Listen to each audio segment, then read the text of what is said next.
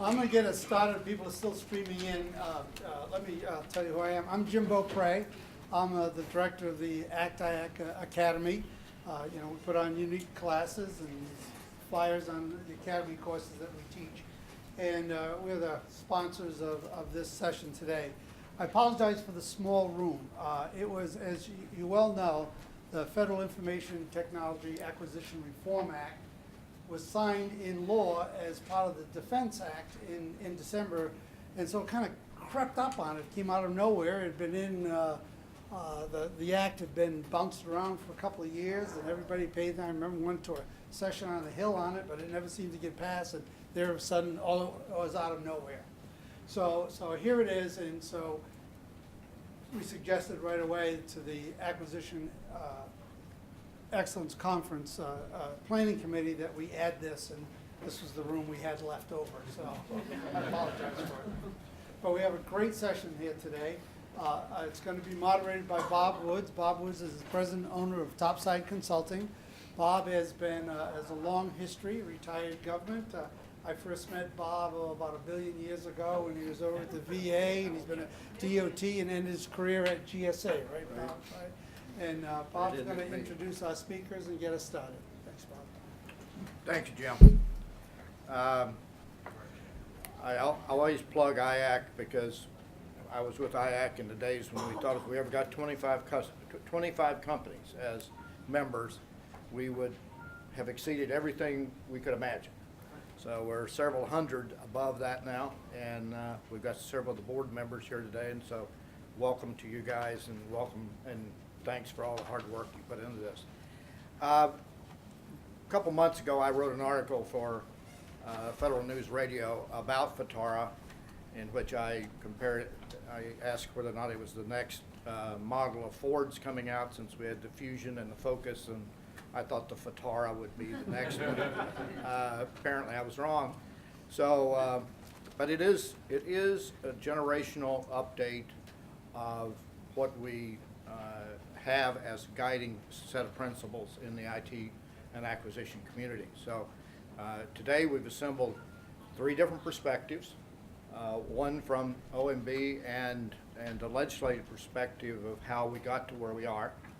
The second from sort of boots on the ground mission agency, and that's putting it lightly, Department of Justice. And then from industry, from a CEO perspective from there, what does it mean for industry as we move forward? So there is some pretty strong language in this legislation. A lot of it having to do with what the Hill, I believe, thought they made as mistakes in Klinger-Cohen and all the way back to the Brooks Act.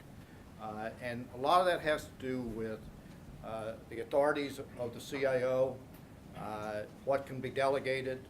As I said in the article, when Klinger-Cohen came out and mandated CIOs, in FAA terms, we used to call this malicious compliance.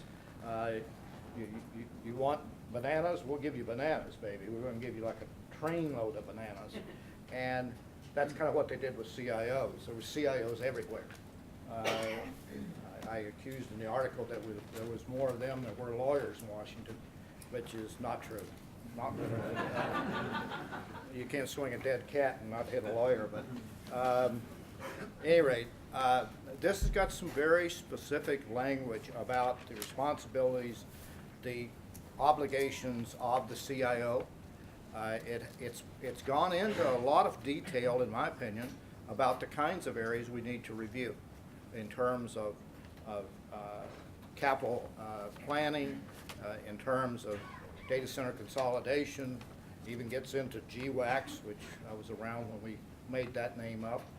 So with that, I'm going to get to the panel pretty quickly. We're going to try to get through the panel in about half our time, and then the second half of it's going to be yours and for you to get engaged. So I want to see some activity. If we don't, I'll come out and pick on you. I know some of you, so I don't mind using the power of the moderator for the sake of the group. First up's Ben Squeezy. He's from OMB. He's for 6 or 7 years now. He's an old hand. And Ben, if you don't mind giving us a little background as you get into it, I think that would be enlightening to us all. So. Sure. So my name's Ben Sweezy. I am leading coordination of government-wide implementation of FITARA for OMB. I wanted to share a little bit about how we saw the law come together on the Hill. Obviously, OMB is not Congress, so I can't give you the perfect story of where it came from, but we can talk a little bit about that. And then sort of describe some of what we've been doing since December when the law passed and what we see in the next couple months. So we've been involved, and a lot of parts of the federal IT community have been involved with different versions of IT management reform legislation that were on the Hill really over the last 2 or 3 years. I think FITARA really picked up about 18 months ago, and at different points addressed different aspects of IT management, whether it was around specific reporting about when you do your IT work, what do you report to Congress, or whether it was focused more at the titles and management level. I think the end result of FITARA is a set of sections that address CIO authorities, as well as how you manage individual IT investments, how you have overall portfolio reviews at your agencies, and how you ensure the proper link between IT management and acquisition improvements. We've been involved outside of that legislation over the last few years in a variety of management initiatives around IT, whether it's working through the establishment of the federal IT dashboard for using transparency as a mechanism to bring more eyeballs onto major IT business cases, the Exhibit 300s, or through work like Portfolio Stat for annual portfolio reviews and the Data Center Consolidation Initiative. And what you'll see in FITARA today and the law that passed in December are echoes of many of those initiatives.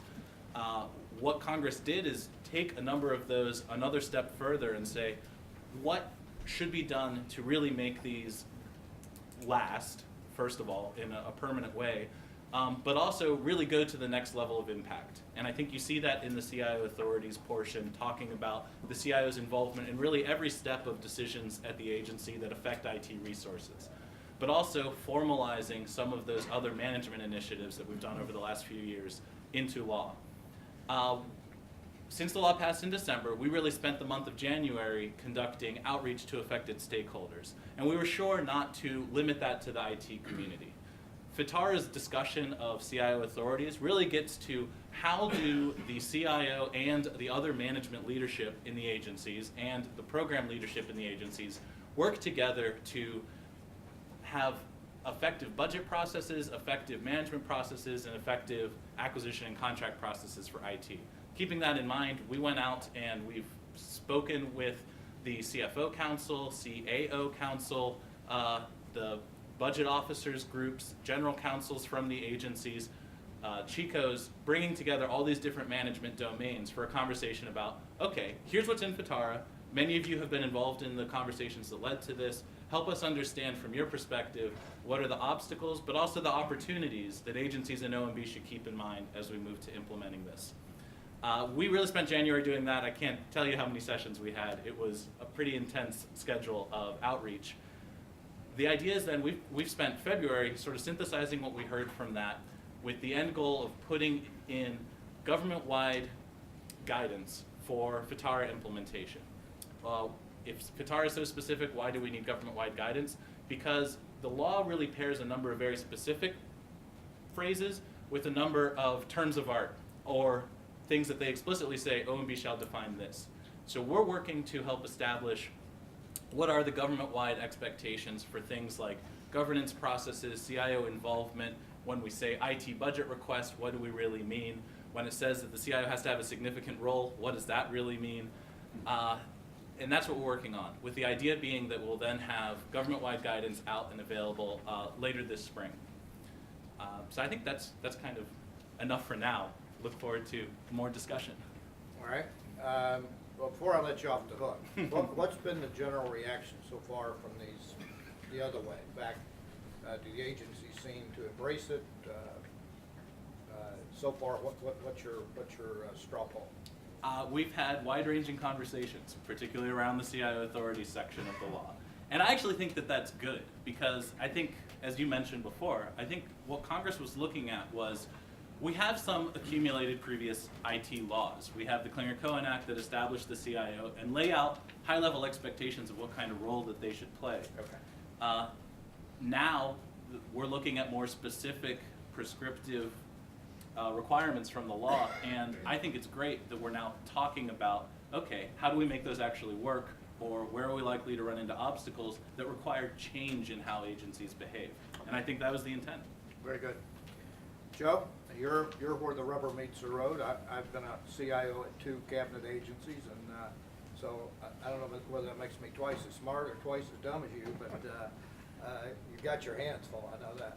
Yeah, well, thanks a lot.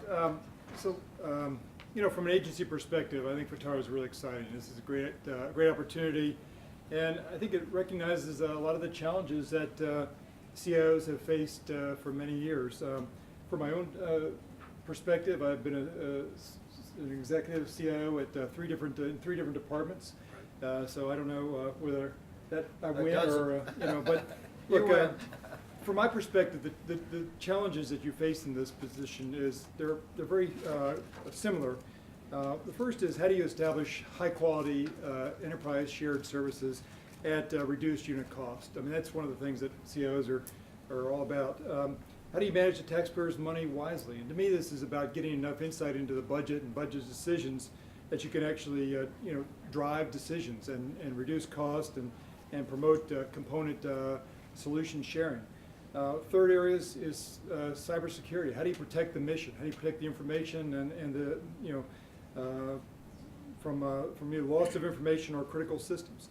And the last one is the workforce. You know, we're all challenged by recruiting and retaining the best and brightest. And you know, I look at most of the CEO shops are undergoing some kind of evolution or transformation, and the skill sets that they need are evolving.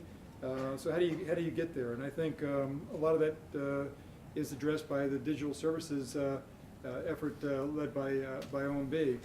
But I think you know, look, by increasing CEO's responsibility, accountability, authority, it helps us to drive innovation and realize these efficiencies. You know, I also, from a Department of Justice perspective, when we first saw the legislation, first thing we did was a gap analysis. You know, okay, so here's what the legislation calls for, and where do our processes stack up in this? What are we actually doing today, and where are we maybe falling short, or we have a gap? I think my perspective on this is we wanted to be smart. We wanted to take advantage of existing processes, governance structures, policies, and build upon that as a starting point. At the highest level, and I've been in this job since last May, so not quite a year, we started long before FITARA of making some of these changes that are actually very consistent with FITARA. We have a DOJ order on IT governance, IT management. We started rewriting that shortly after I got there, and we will actually build FITARA into that most senior order of how we look at IT across the department.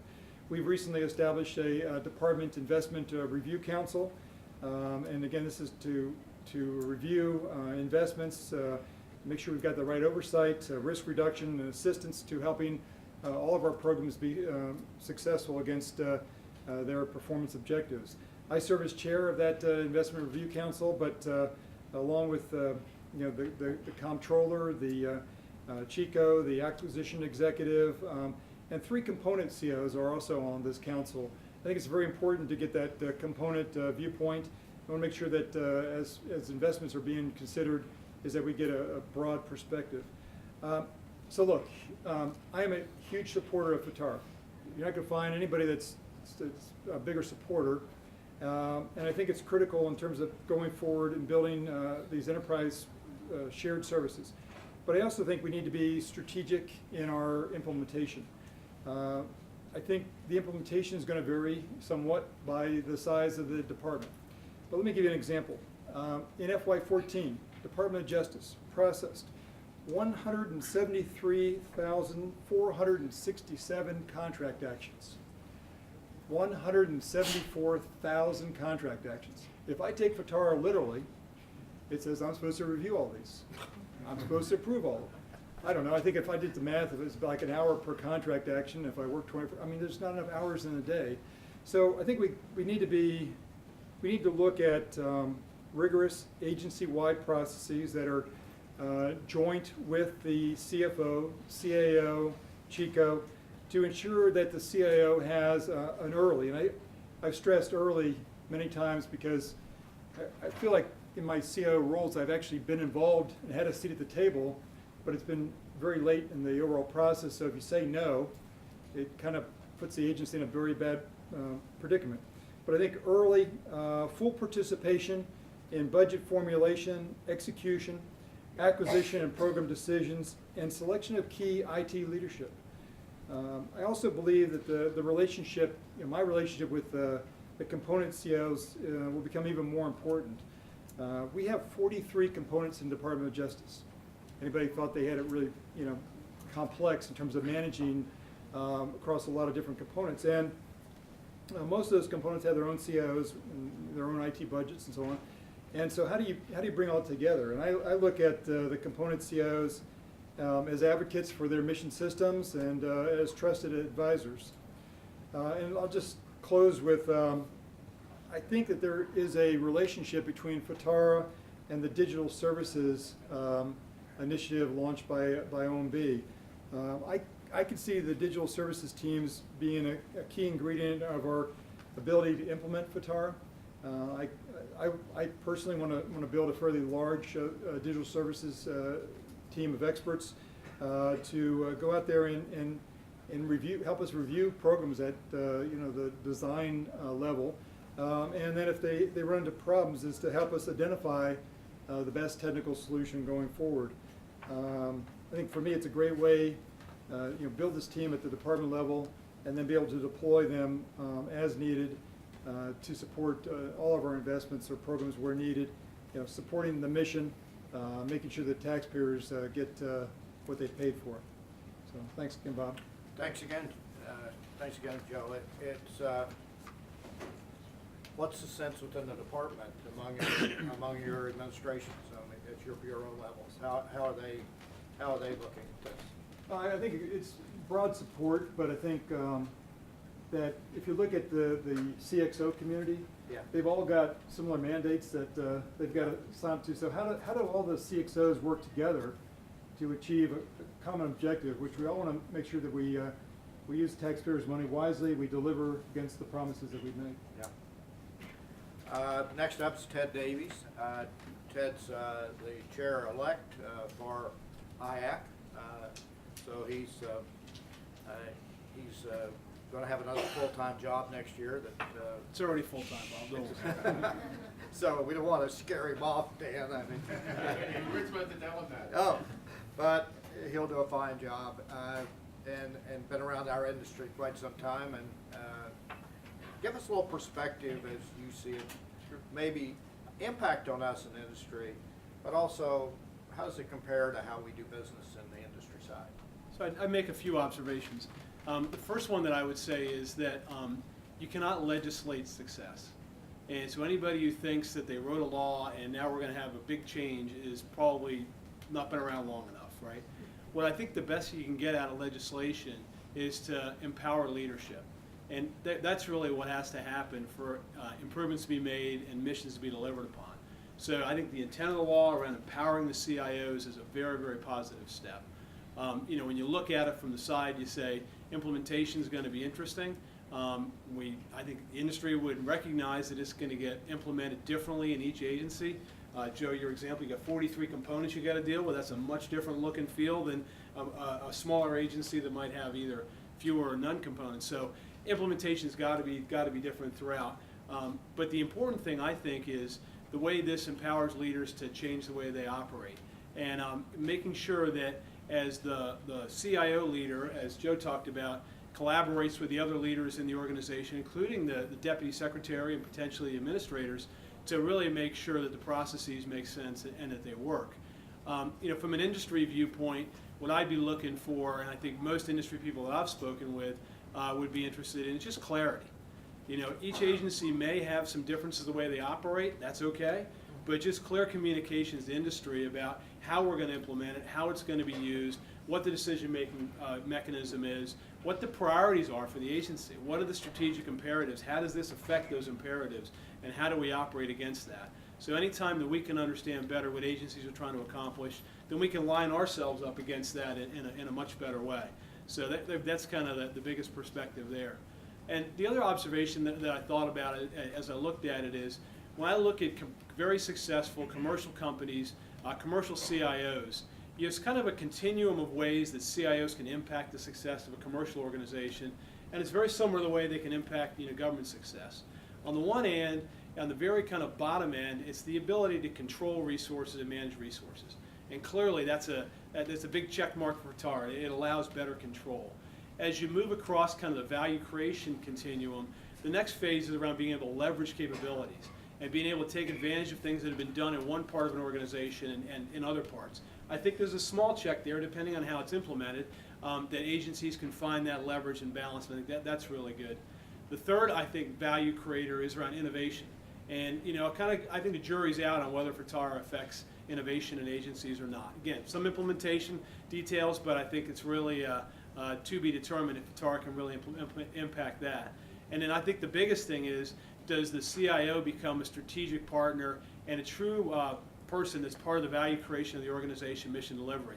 If the agency leadership really takes hold of this and really puts the CIO right next to the agency leadership to make mission happen, then I think it's can be a really big accelerator for success. But again, it's really about leadership and making sure that happens. And when you look at commercial companies, I was reading an article recently about kind of the best CIOs in America. It was a regional business publication.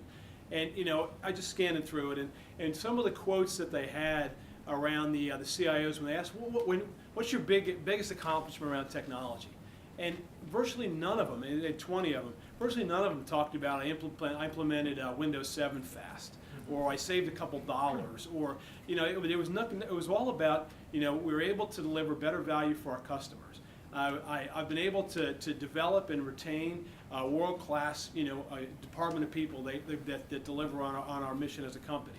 One of them talked about how they had a critical merger, and I facilitated the implementation of that merger. Another one was around, it was a franchisee, and they had thousands of franchises, and I enabled franchises to be successful. So when I looked at, kind of just that as an example, commercial CIOs that are lined up with CEOs are into the business of successful delivery of what that organization is trying to accomplish. And I think FITARA has the opportunity to do that, but it's only going to happen if agency leadership really wants to make it happen that way, and they get great implementation from the CIOs and from their counterparts in the organization. So, but kind of wrapping it up, I think we're looking for clarity, and we know we're not going to get it tomorrow. It's going to take some time, and we just want to keep the dialogue going. So. Tell me a little bit about the capitalization process. You're with a mid-sized firm now, but you were with a larger firm. How do you think that difference versus what FITARA said? Is there any difference? It still goes back to clarity. Where we can see agencies have clear priorities, there's clear empowerment. One of the questions I've asked all the time, whether I was with a small company or a big company, is, how real is this program? Is there a champion that can really drive this program? And if it looks like it's going to get stuck somewhere in the organization and not happen, you really don't want to spend a lot of your investment capital to go after that, because it's just not going to bog down. So, if through FITARA you can get better clarity on who's going to own things, and you definitely know that leadership wants to drive that program forward, that's going to really excite you to put some money behind investing in that, whether it's through innovation you might want to bring, or just quite frankly doing the bidding and proposal you have to do to bid on this one. So I think it could be helpful if we can learn that. Thank you. Thank you. A few years back, I was at a dinner with Tom Davis, our former congressman in Northern Virginia, and he said the first town hall meeting he did was in Reston, and there was some environmental issue, and he stood up and gave his view of what that environmental issue was, at which point a couple of PhDs in the audience who had spent their whole life in this area ripped him to shreds and convinced him that he was about as smart as a mushroom. looking out here today, I feel a little bit the same way, that we've got a few of those hidden out here in the audience. We've got some people with a lot of background in this as well. So I'd like to begin to engage them and get some sense of what they're seeing so far, what they're hearing, and direct your questions to a specific panelist if you will, and if not, I'll break the tie, but we're probably not going to need to do that. So we'll start. We've got a willing volunteer here. I don't think anybody addressed the rollout of when adoption will actually happen of this new law.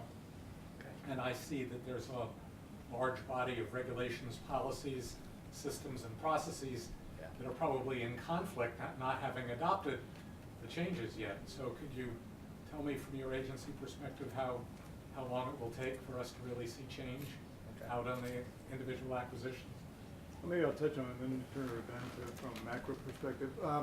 Look, a lot of the requirements in FITARA we're already implementing today. I think we've got to tighten some things up, button some things up, make some adjustments, but you know, one could say that we're already doing that. I mean, I think the law says it's in effect immediately, but some of the things are going to take a little more time to get in place. Certainly, things around the workforce are going to take some time. So there's going to it's a more of a gradual kind of thing. I guess, I don't know, I'd be happy if we could say we were fully implemented by the end of the fiscal year or end of the calendar year, but that may be too optimistic to say, yeah, done everything. A lot of it's going to depend on the guidance coming out of OMB as to, you know, how much we should do or in one particular area or not. But I'm looking at it from a process perspective, trying to button up our processes and the policies to make sure that everything is consistent and compliant with FITARA. And we're hearing similar things from other agencies. Agencies are in different points, different levels of maturity, and what degree their current processes reflect what's in FITARA. But we also know that they've been looking at the law since it passed in December. The law doesn't provide a phase-in period. So some agencies are already looking at, well, what are the changes that we need to make, and how can we start to ensure that that's in place so that when there is more guidance around a government-wide approach, it'll be easier for us to adapt to a consistent approach overall. We're in the middle of drafting our approach at OMB right now. One of the things that we will be laying out is a set of common expectations, really a common baseline set of expectations of responsibilities in the agencies, and then providing a time frame for ensuring that all the affected agencies have those in place. We don't have that deadline nailed down right now. It's more to come, and there's I'm planning a lightning round at the end, which may give you a little more clarity. Who else? Al, you got any? Huh? Put your glasses on. There's a couple people. Oh, I'm sorry.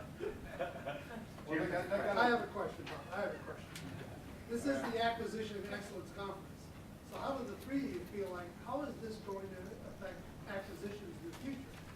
Because it's certainly a game changer. Is it going to affect acquisitions? I'll start off. Yeah, we've got a process right now to review acquisitions. I think that you know, we look at the acquisition plans for the department, and we look at individual acquisitions. Honestly, I think we'll be looking at them with more of a critical eye, and I think that you know, I'm also trying to update our strategic plan, trying to, you know, more of a trying to get out in front of where we should be going with some of these IT investments. But it's I think it's going to be, just in general, is much more of a critical view of these things. Yeah, I don't think anybody wants to be the first one called down to the hill to testify or explain why an acquisition might have gone on, you know, off course. Yeah, and I think that the expectation of the law is a closer partnership between the CIOs, the acquisition community, and the programs or missions where those requirements are originating than a lot of agencies have in place today. And that's going to vary, and it's going to vary across types of IT within an agency.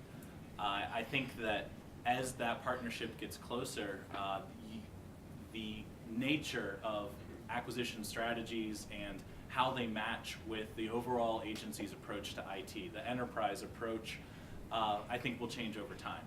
The other thing I'll say is that the law has a couple specific call-outs, and I think one of the points of emphasis is around a general responsibility, not just on the CIO, but throughout the agency, to ensure that approaches that involve IT resources are done in an adequately incremental fashion. And I think that that's something that we're expecting a lot of follow-up down the road. Chad? Yeah, please. So, one thing that I would observe when you talk about FITARA and any other law is you can't look at it in isolation. So you got a lot of other things happening across the government. I thought, Ann Rung's remarks earlier were really, really good. I mean, that was just crystal clear what she wants to do.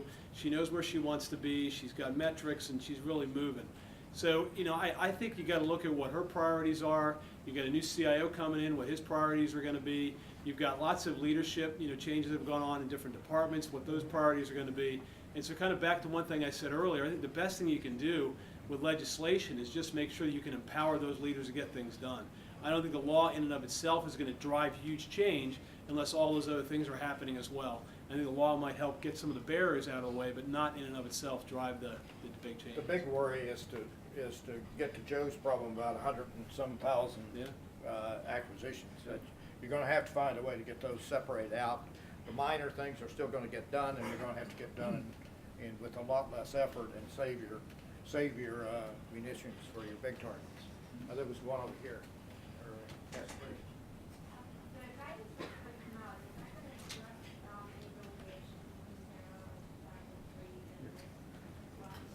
So Lynn, Between.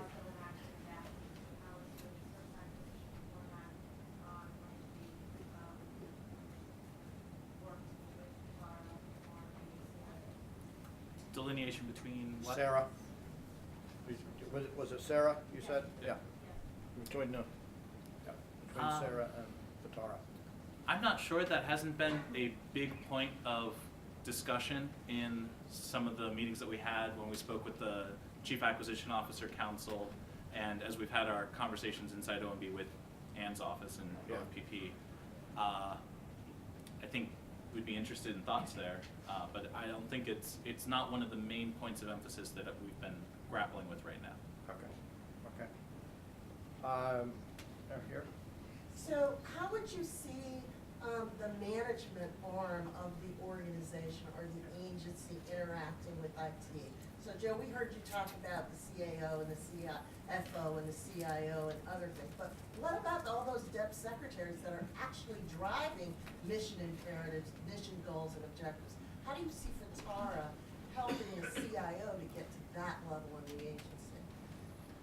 I think one of the things that I want to echo that you were saying is about not being able to legislate success. Mm-hmm. But what we can do is try to put in place the levers for successful leaders to act in the agencies.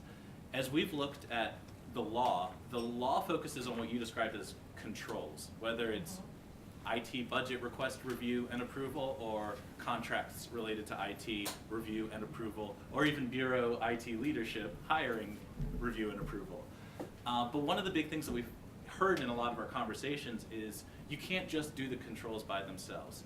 And if you're in an agency where the CIO hasn't been involved in a lot of the conversations leading up to the point of budget or the point of issuing the contract, then them swooping in at the last minute and making decisions is not going to lead to better outcomes. And it's not going to lead to the kind of relationship and partnership that we're looking for.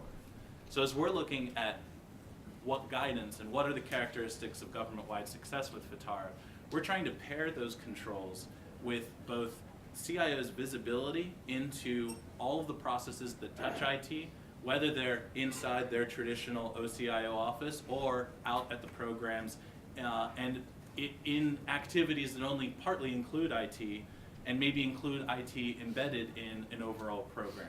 We're trying to address visibility, and we're trying to pair that with involvement, so that the agency head and the deputy secretaries that you're talking about are responsible for ensuring that there is an agency-wide system that includes the CIO in the early stages, as you were mentioning, of budget formulation, acquisition strategy, and planning for programs that include IT. And so that gives you an overall picture that has controls, visibility, and involvement that are not just in the management area, but actually speak to how do each of those management domains interact with programs and mission. Joe? Well, I agree with everything that Ben was saying. I mean, I think that it's having a seat at the table, but it's early seat at the table. And you need to be involved in the mission as well. And I think a lot of CIOs in the government, it's easier to focus on the commodity, it's easier to focus on the infrastructure, the servers, the data centers, that kind of thing. To make this work, I mean, we're going to have to focus on the mission. And it's all about mission success, really. I mean, that may be a cultural change for some of the CIOs. Ted, what's your sense from the private side? Same thing? Yeah, I mean, I would echo what you guys are saying there. I don't really have anything to add there. I'd add to it that Yep. I've been a CIO and had good leadership, and I've been a CIO and had not so good leadership. It's always better with good leadership. And FITARA is not going to fix that. We've had some that would call you on the way home from work, and others who couldn't spell IT and wanted to know why we were so worried about it. So I'm curious, as you are going through your gap analysis of the law versus what you already have in place and the certificate course corrections, you have these 170,000 annual purchases or contract actions with your 40-plus Right. bureau chief, CIO. So did you put in place an interim plan to bridge that until you get done with the end of the year fiscal calendar or whatever gap analysis and get well plan? So the questions about the 43 components and the 174,000 contract actions, there is a process in place. I didn't put it in place.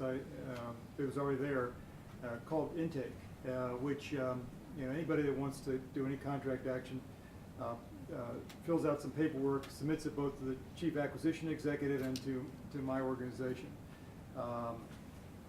Truth be known, I think it's a good review, but we don't say no too often. And not every component puts everything through. I mean, so I think one of the things we've got to do is tighten this up. I mean, it's not an optional kind of thing, and we need to probably spend some more time. The good thing is, about leadership, does come to leadership.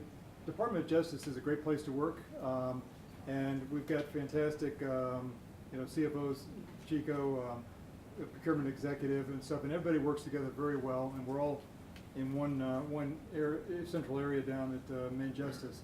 So it's not too hard walking across the hall to compare notes and talk about things.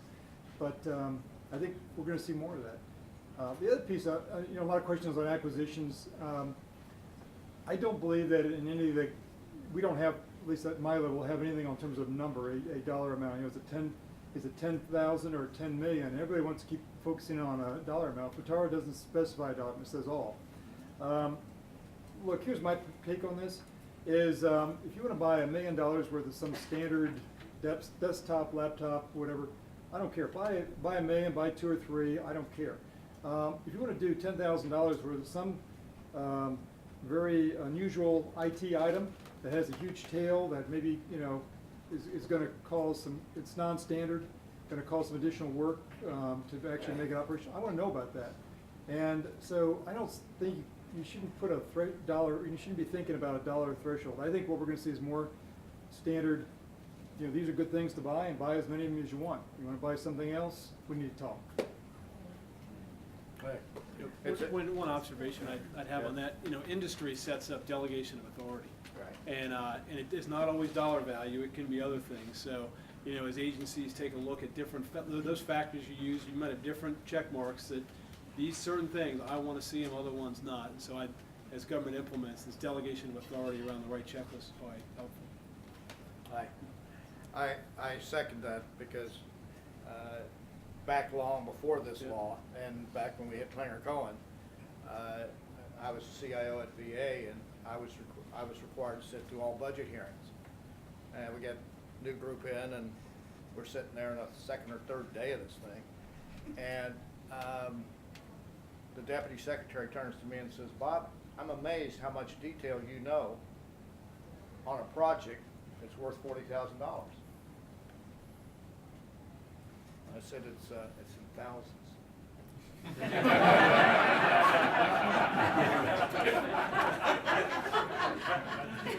To which point he said, was yesterday in thousands?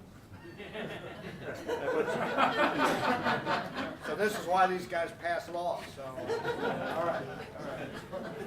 Enough of that. Probably time for one more question. Yeah, okay, let's do one, Jim. Williams? It was actually covered. Go ahead, Jim. Just a question for Ben and Joe. You both talked about mission and embedded systems, where CIOs don't usually venture into.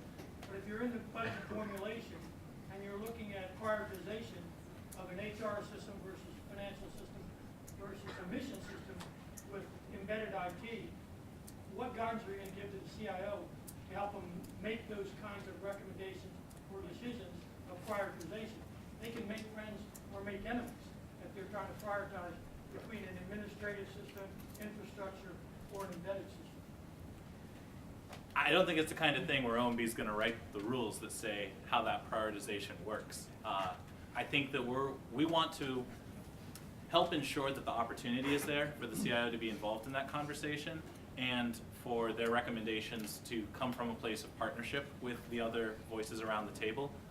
But how an agency goes about selecting and running its budget formulation process is just something that agencies are going to have to continue to own and design in a way that works in their environment.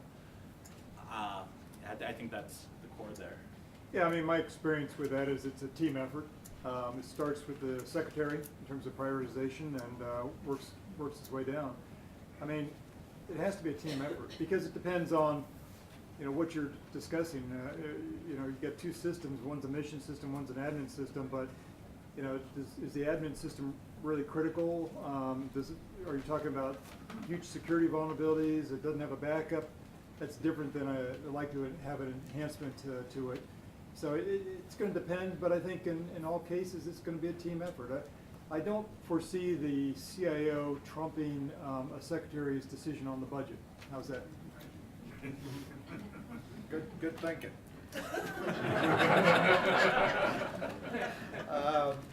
Are we about out of time, Jim? I'm 15 minutes off. Fine. Well, I thought so. We're expecting that question to take more time. I thought you'd moved to daylight savings. Ted, any thoughts on this as well? No, I thought you were going to lightning round now, so I was preparing my You're lightning preparing round. your lightning round. Now, we'll take a couple more questions, then we'll do lightning round. So, other questions, we had one over here. I'll still give you the priority if you want. Go ahead. So I am actually really hoping the guidance comes out very soon. One of the things that I'm faced with is I don't have such an intake system that you're talking about. So we're quickly getting devolved into the weeds of CIO sign off on my 5 desktops that I want to buy tomorrow. And I don't have the bandwidth to handle that volume of coming in. So we had talked about doing some kind of pre-approval if it met these dates. And general counsel says, no, absolutely not. We don't do a pre-approval. Now, we can certainly do a delegation, but how far does the delegation go and what's covered? And are we ever saying no? And if we say no, where does it go from there and how to deal with that? So I don't know if the guidance is going to cover that detail, but we are really struggling over how to implement that, especially with that. We also hope the guidance comes out soon. That's a universally shared desire. As far as describing from OMB's perspective where the decision goes, if a CIO reviews and is in the position to approve something and says no, I think it's hard for us to anticipate the right way for that to feed back into the agency's decision process. I would have to check, a lot of the agencies that we've been working with have offered some example governance processes of here's how it works here. We maybe don't love 100% of this, but at least here's some examples. And those materials are something that we want to start to be able to make it easier for everyone to learn from in the community. Share those materials so that people can learn, well, what at least is being used somewhere and who to talk to about how well it's working, rather than OMB being in the position of describing how that works everywhere. License, answer me right now, as opposed to, moving forward, hopefully we can address it way ahead of time. That's a concern that came through loud and clear when we were doing our outreach in January. one of the things that we heard from the groups that we talked to is my general counsel in my agency is already looking at the law and saying that everything we're doing is in violation, so we need to quickly make changes, and now I'm getting buried with requests. Okay, that is spurring us to develop government-wide guidance, but it's also why early in February, I think February 2nd, we issued an OMB alert to agencies from the Deputy Director of OMB to Deputy Secretaries in all the agencies, notifying them that there would be forthcoming government-wide guidance and giving examples of some of the terms and some of the topics that it would address. But you know, we can only move as quickly as we can. Well, and you don't want to go so fast that you miss something. So. Good. Any other thoughts there? My guess is that there will have to be some way to delegate certain actions. One person is not going to sit through 174,000. That's not going to happen. I used to have a rule in DOT because I'd come from FAA, who was known as the bandits of the department, which I had been one. And we got there, and I said to them, if our guys who do the delegations have seen your package, I will sign it while you stand at the desk. If they've never heard of it, it goes into the bottom drawer for 30 days, and I don't give a damn what it takes. It's not coming out. You'll find that people react to incentives, and you're going to need some incentives and some controls and some things that work. And you build a trust. I think Joe's got it right. It's a teamwork effort. And if you work with us, we'll work with you, and we'll make this thing go. But you're at the front end of it, and you're still at the legal counsel debate stage. So. One way we've described it as we've had our conversations as well, and this doesn't get to the like, what do you do immediately, but down the road, what we're looking at is we want to reflect what's in the law and existing practices and policies in a way that kind of takes the cards that are on the table in different places right now, puts them into the department CIO's hand, and allows the CIO to choose how they're going to get played. And if that means reviewing all 170,000 contracts yourself and you want to hold that all in your hands, that's one option. But we want to talk about how do they get played elsewhere in a way where the CIO is choosing that, and where this, in consultation with other management leaders. But we want to go through that process of putting the cards into their hand and then choosing how the governance process is going to play out so that it works in a way that is keeps an alignment on the authority side so that the CIO can then be properly accountable for the contents of those decisions. Alberto? This is kind of a follow-up to an earlier question raised as well, but I recall with Klinger-Cohen, one of the biggest concerns was having the CIO get involved in mission embedded systems directly in the mission, being able to make decisions about the mission, where a lot of people felt that the CIO really didn't have the authority or responsibility, or shouldn't, to do that. It seems to me all three of you seem to be saying you see that doesn't appear to be such an issue this time. I guess I'm just re-asking that question, and would like you to kind of address that a little more for me in terms of how you see that relationship playing out, because it clearly was a major concern the last time around. Yeah, let me start off. I mean,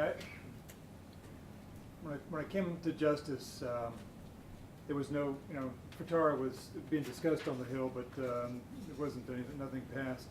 I did not want to take off the mission. I mean, a lot of times, like I said, I know CIOs that want to focus on the IT commodity and the infrastructure.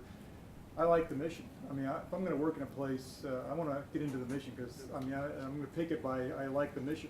Because you spend a lot of time working on the mission, supporting the mission, enabling the mission. But in Justice, I've actually gotten involved in the mission, and I think you have to have that kind of mindset that you like the mission and you want to work with the mission. And but it's from the IT perspective, and it takes time too, because it's taken me, everybody asks, what's the biggest change you've seen going to Justice, walking out essentially off the street, and the challenges are roughly the same, but the acronyms will kill you. I mean, it's a whole new set of acronyms, and people are using it like, the whole sentence in acronyms. And so it takes you a little while to decode what they're talking about. But once you do, I mean, then you have to start getting involved in it and figuring out how you can help. I think CIOs and nothing changes with FITARA, that if they keep saying no, and I like your idea though, putting it in the bottom drawer for 30 days.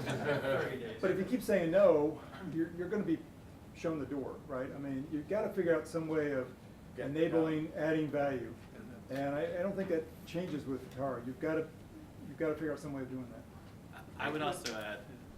Okay. I would also add that, I mean, we've seen in the almost 20 years since Klinger-Cohen that those embedded systems matter. And when we're looking at how do we secure the overall federal enterprise from a cybersecurity perspective, those systems, those devices, their interaction on the federal networks matter. And ensuring that there's a level of consistency between those development decisions and acquisition decisions and the overall agency decisions is absolutely critical. And I think that's become even more clear in recent time. So what I would say is, contrasting it to Klinger-Cohen, back then it was the Wild Wild West, and you were deploying a bunch of U.S. Marshals out there trying to just govern a bunch of territory. Here you are almost 20 years later, and I think it's a much more mature infrastructure, it's a much mature set of leaders that are involved. And if you don't allow them to be involved in the mission, you're just not going to have success. And so Joe's mindset, I think the successful CIOs will have that mission-focused mindset. They'll partner up, they'll do it in a collaborative way, they'll add value. If they add value, then they're going to get asked in more and more, and they're going to have better impact. So.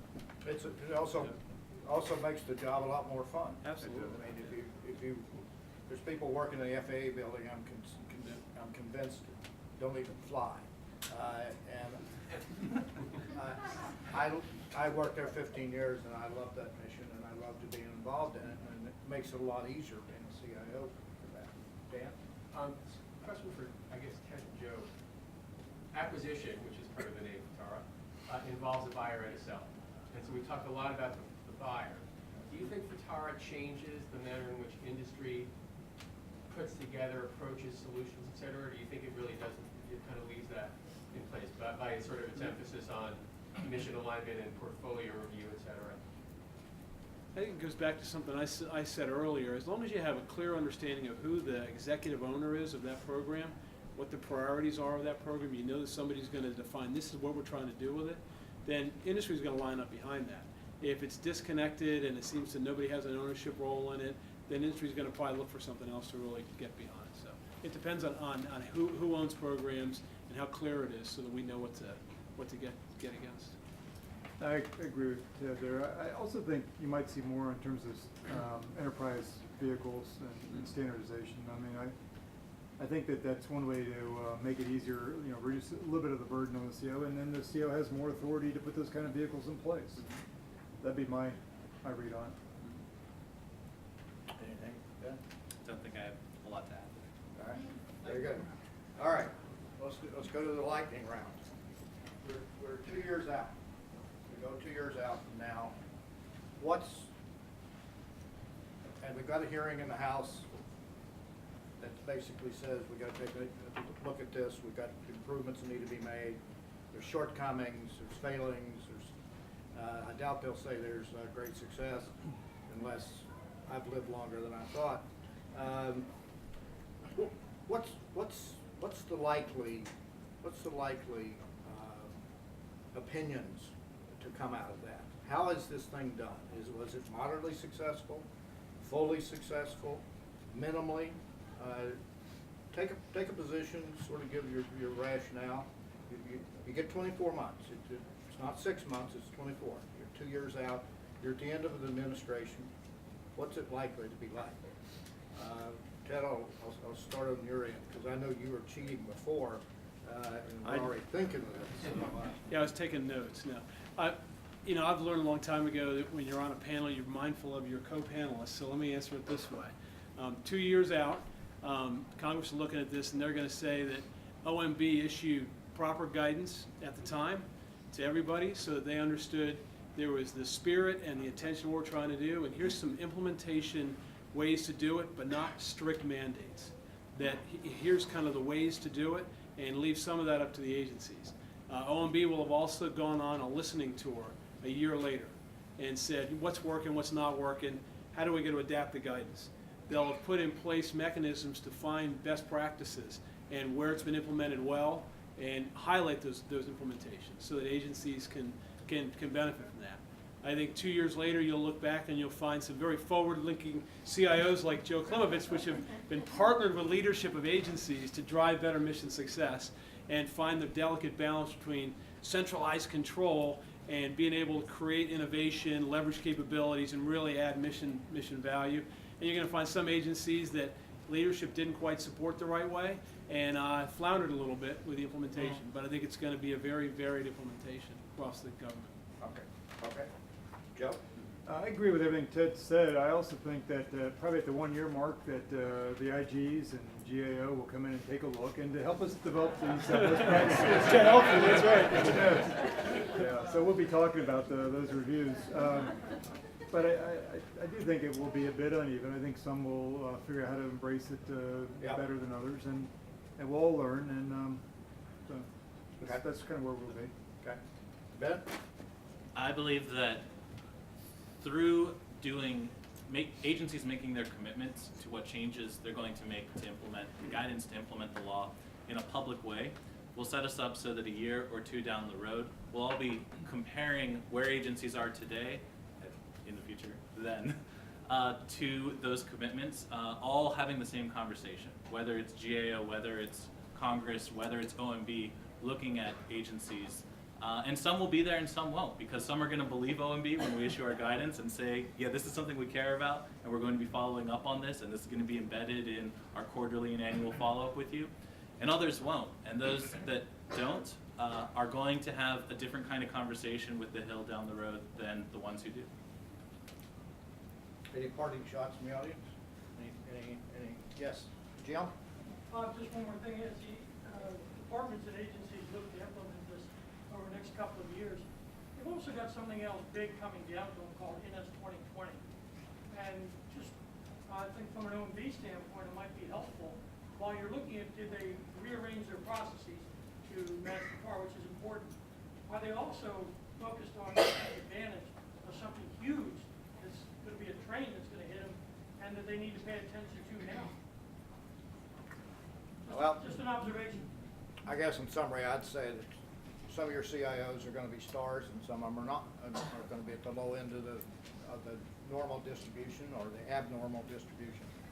I think the ones at the high end are the ones that are going to pay attention to the process, use it to their advantage, go out and look at what others have done, and are fortunate enough to have good leadership. The ones at the bottom will somehow manage to screw it up no matter what. And they won't buy into the program, and they'll use the mission issues, the embedded stuff, Alan, I think, to keep from doing anything.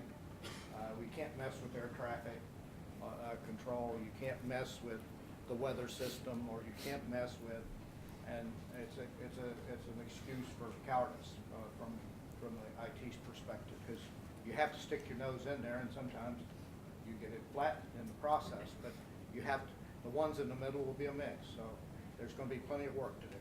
So with that, we're a wrap, Jim, and I'd like to thank the panelists.